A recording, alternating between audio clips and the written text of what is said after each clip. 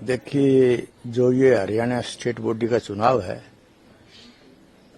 मैं आपके चैनल के माध्यम से बोल रहा हूँ भाई हर एक मतदाता को बढ़ चढ़ कर हिस्सा लेना चाहिए और जो पार्टी देश के हित में,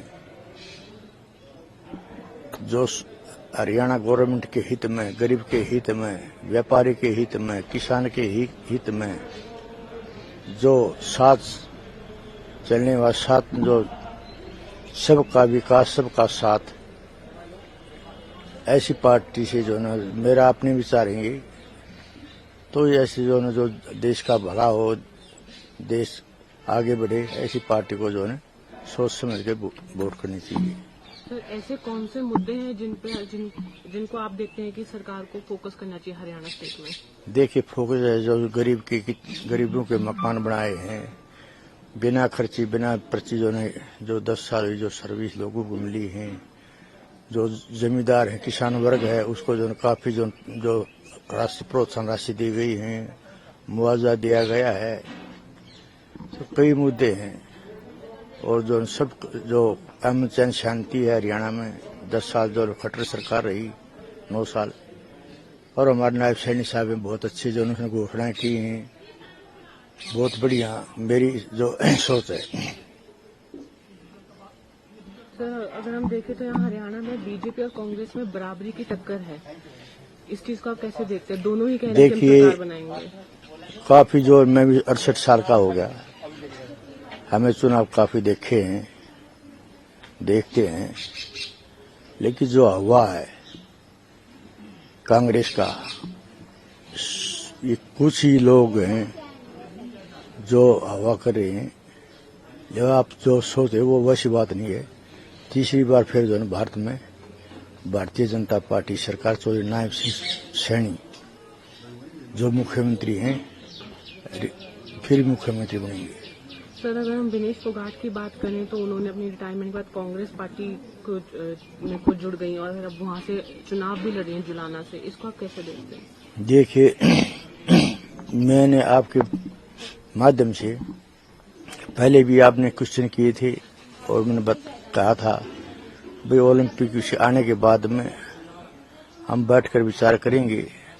हमारी कोशिश होगी 2024 में,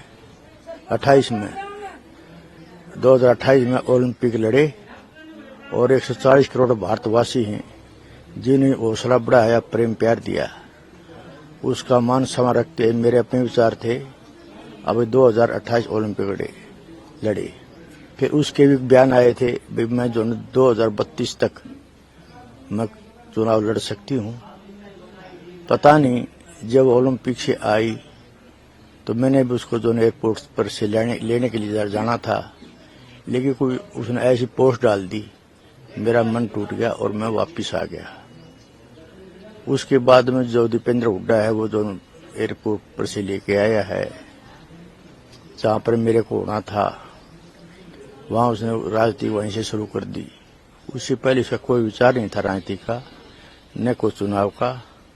लेकिन उसके बाद में जो वो उड़ा के घर भी गई है, बुलाई है, उसके बाद में उसने राजनीति का फैसला किया यार मैंने कोई दो एमएलए विधायक कोई बन सकता है, लेकिन ये जो ओलंपिक का जो गोल्ड मेडल होता है, एक उसका इतिहास होता है।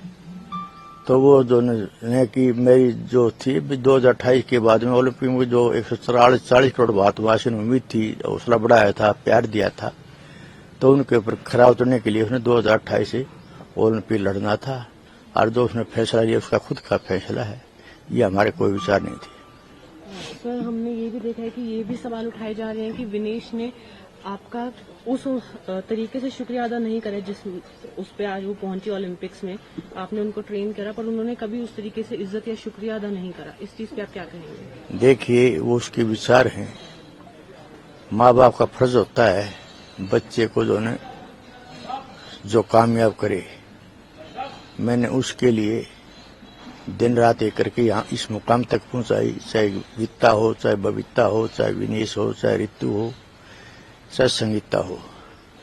जो मेरा जो टारगेट था वहां तक पहुंची, और ये दुर्भाग्य है जो 100 ग्राम वजन से वो डिस्क्वालीफाई हुई। मुझे दुख है, लेकिन जो कहते हैं ना, बेटा बेटी कुपात्र हो जाए, लेकिन माँ बाप की आत्मा होती है वो अलग होती है। हमारी आत्मा आज भी वैसी है। कोई बच्चा अपना जो प्रवेश करता है, कोई नाम करता है, तो आज भी मेरी वही आत्मा है, चाहे बच्चा चाहे कुछ भी कहे। ये आप इसके माध्यम से बता दो, सारे जो मीडिया को पता है किसने इसकी जो मेहनत करवाई है, किसने यहाँ तक पहुंचाई है। ये जब मेरे मुंह से कहने की कोई जरूरत नहीं। आज वो इज्जत ना करे, सम्मान ना करे, वो उसने खुद ने सोचना है।